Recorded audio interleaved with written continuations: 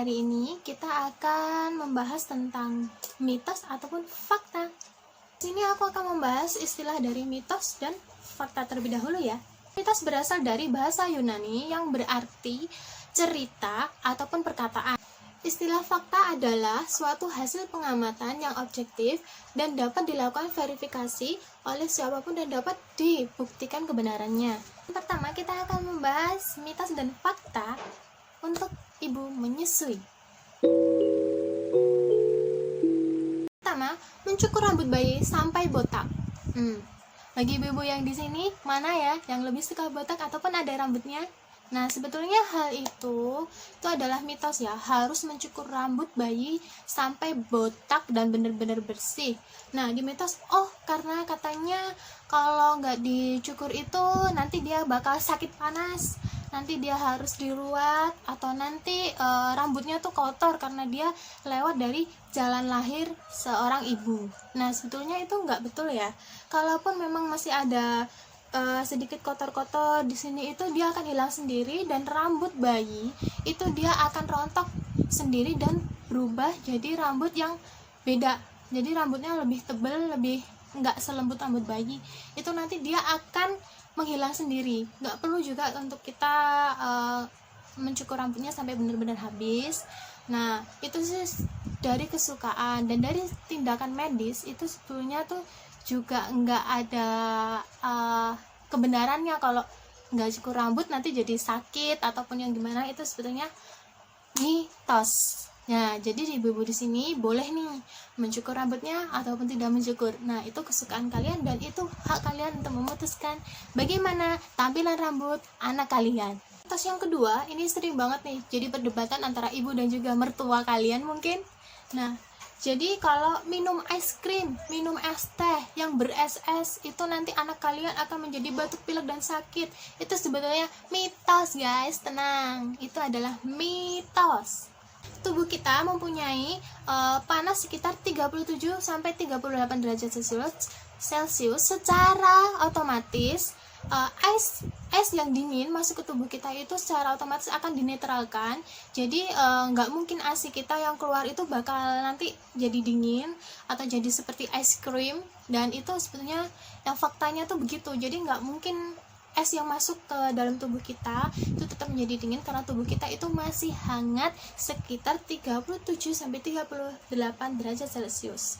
Jadi kalian masih bisa aja untuk tetap minum es, asal kalian tetap menjaga kebersihannya. Tapi kalian harus tetap lebih kayak menjaga ya. Jadi apa ya, kalau kita jajan di luar es itu kan ada yang air mentah, ada yang kemungkinan nih amit-amit ada yang kemasukan kimia. Nah, itu kalian lebih baiknya kalau pengen es atau ini beli atau bikin sendiri aja. Itu lebih bagus, lebih aman, karena kalian betul-betul tahu dari proses dari awal sampai akhir dan masuk ke tubuh kita.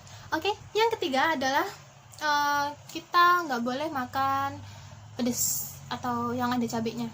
Itu sebetulnya mitos. Nanti katanya anaknya pantatnya jadi merah, terus io-nya pas pup itu nanti ada biji-bijinya yang kayak cabai-cabai. Sebetulnya bijinya itu karena memang dia karena minum ASI guys. Jadi nanti kalau dia pup tuh ada kayak biji-biji itu. Katanya sih begitu, kata bidan bidan ataupun dokter sih bilangnya gitu ya. Terus sebetulnya tetap boleh aja makan pedas, tapi lebih baik juga memang di nggak berlebihan gitu loh, dibatasin.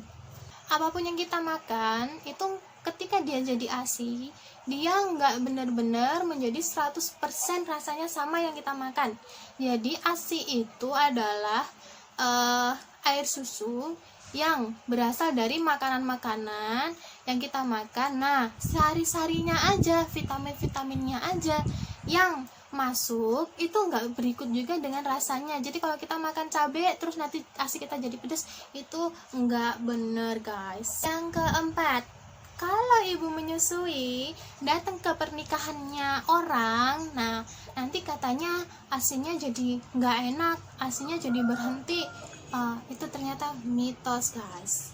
Nah, jadi faktanya kalaupun kita datang itu nggak ada hal yang terbukti kalau kita tuh bener-bener nanti asinya jadi nggak enak ataupun asinya jadi nggak bisa keluar. Itu juga belum ada sesuatu penelitian yang objektif yang benar-benar menyatakan iya. Jadi untuk hal yang kayak gitu kayaknya lebih baiknya kalian tetap datang aja ya guys, bawa anaknya sama suami ya kan, makan-makan, menyelamati dan mendoakan ya kan. Yang kelima adalah menggendong bayi akan membuat bayi bau tangan. Itu juga mitos. Sebetulnya kenapa bayi lebih suka untuk digendong, karena dia tuh ngerasa lebih nyaman, hangat, dan dia tuh lebih happy karena apa? Dia lebih merasa dekat dengan ibunya. Menurut penelitiannya sih gitu ya. Terus jadi dia tuh lebih suka digendong karena nanti dia dengar detak jantung ibunya, dia akan teringat kayak waktu dia masih di dalam perut. Karena tempat apapun, tempat yang paling buat dia nyaman itu adalah perut sebetulnya. Rasa tenang ketika dia mengingat masa-masa dia dalam kandungan. Jadi dia tuh kayak mungkin di luar kandungan dia tuh masih kayak butuh nepatin kayak terbiasa gitu. Tapi bayi, nggak semua bayi tuh cepat untuk terbiasa. Nah jadinya dia tuh mungkin lebih happy kalau digendong. Nah jadi kalau yang istilah bau tangan itu sebetulnya nggak dibenarkan juga. Mitos pada saat hamil. Oke, yang pertama di sini aku akan membahas tentang kalau hamil itu kita nggak boleh ngelipet sisa makanan. Kalau kita makan pakai kertas bungkus, kita ngelipet lagi rapi kalau nggak habis, itu katanya bikin susah kalau lahiran nanti jadi seret. Nah itu sebetulnya juga mitos guys. Nah sebetulnya nggak ada hubungannya antara melahirkan seret sama kita ngelipet bekas makan kita. Itu juga nggak ada hubungannya ya. Sebetulnya kalian bisa secara dipikir secara secara logika sendiri aja kayaknya nggak mungkin lah. Kenapa? Sebetulnya kita lebih better ya kalau kita makan nggak habis terus kita bungkus lagi rapi, kita taruh di tong sampah. Ya siapa tahu nanti ada orang yang ngambil itu masih tertutup rapi, terbungkus rapi, jadi tuh masih belum kemasukan kuman, belum dicium-cium tikus ataupun kucing yang ada di jalan. Nah kan kasihan juga ya kalau buat mereka yang ngambil terus kita buangnya sembarangan. Nah itu kita harus tetap ingat yang hal-hal yang kayak gitu. Kalaupun ada orang yang ngambil bekas makanan kita di tong sampah kayak gitu, entah itu orang gila, entah itu orang memang dia belum bisa beli makan kan. Nah jadi lebih betternya lagi kita bungkus lagi rapi, kita taruh di tong sampah dengan baik. Syukur-syukur kalau misalnya ada kreseknya ya dikreseki, itu luwe HP guys. Yang kedua, pindah rumah saat hamil. Katanya bakal bayinya mati dalam kandungan, keguguran, ngeri banget nggak tuh? Itu mitos guys. Jadi sebetulnya kalaupun kita mau pindah rumah itu tuh nggak masalah. Jadi nggak ada penelitian mengiyakan kalau kita pindah rumah kita bakal kehilangan anak kita yang dikandung, keguguran dan bla bla bla banyak itu yang mengerikan itu sebetulnya mitos.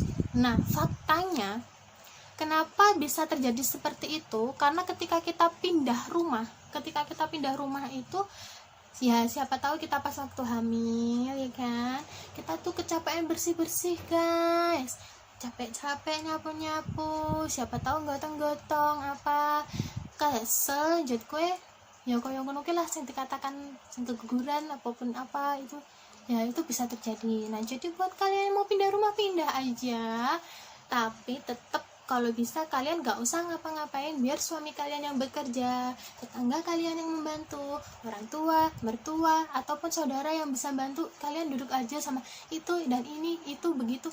Nah, yang betul begitu, jangan sampai kalian benar-benar capek ya guys. Yang ketiga, apa kayak karena nih, mangan, kan, mengonsumsi telur setengah matang atau mengonsumsi telur kuningnya tok terus mentah terus dimakan biar kalau lahiran nanti biar kuat kayak Samson, katanya begitu. Aku dulu juga pernah gitu guys. Terus ternyata itu mitos dan kalian itu secara faktanya karena untuk kita busui itu ibu mau merencana kehamilan, ibu hamil itu nggak boleh guys makan segala sesuatu yang setengah matang, apalagi telur itu nggak boleh. Kenapa? karena di telur itu mengandung bakteri salmonella. Ya, salmonella. Nah, bakteri itu nggak bagus, bikin nanti kita bisa kayak keracunan. Jadi diusahakan jangan makan telur setengah matang ataupun mentah ya guys. Untuk ingat-ingat, untuk busui, untuk ibu hamil, untuk yang merencanakan kehamilan, kalau boleh jangan pernah kalian makannya setengah matang. Nah, gejala-gejalanya nih kita share aja ya. Gejala-gejalanya kalau kalian keracunan salmonella ini. Nah, yang pertama, kalian akan mual muntah, kalian bisa pusing, kalian bisa demam, bisa diare dan dehidrasi. Nah, lebih parahnya lagi nih, yang pernah terjadi itu adalah keguguran ataupun kelahiran prematur. Nah, kalian kalau nggak mau, jangan dimakan setengah matang ataupun mentah, oke? Makan lagi.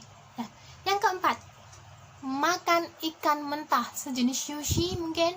Nah, itu katanya bikin bayi kita bisa tambah gemuk di dalam perut kalau yang berat badannya tidak nambah-nambah, katanya begitu. Dan ternyata itu adalah mitos dan tidak benar. Yang benar faktanya, kalau kita mengonsumsi ikan yang mentah, kita ditakutkan itu kalau nanti ada merkurinya, kandungan merkuri, nanti juga takutnya kalau ada listeria, bakteri listeria. Itu bahaya banget guys kalau masuk ke tubuh ya. Jadi kalau lebih betternya lagi, kalian jangan sampai makan ikan mentah, oke? Oke guys, ini adalah sharing untuk mitos dan fakta yang aku ketahui, yang sering banget aku dengar, dan juga aku pernah mengalami hal yang tersebut. Jangan gitu, jangan begitu, dan aku lebih seneng kalau aku tuh sharing ini. Jadi kalian jangan worry, jadi kalian tuh jangan takut overthinking ketika kalian sudah melakukan hal tersebut, baru dibilangin terus nanti kalian aduh jangan begitu ya guys. Jadi kalian harus untuk tetap semangat. Jadi kalian tuh jangan berpikir sesuatu yang nggak benar. Jadi kalian lebih baik banyak baca dari buku maupun web ataupun blog-blog itu. Kalian lebih better lagi kalau kalian tetap harus rajin-rajin ngebaca, cari kebenarannya. Jangan cuman kata orang terus kita ngikutin ya guys, itu rugi banget, oke? Jadi guys, sekian videonya dan terima kasih untuk kalian yang suka video ini. Jangan lupa like dan juga komen.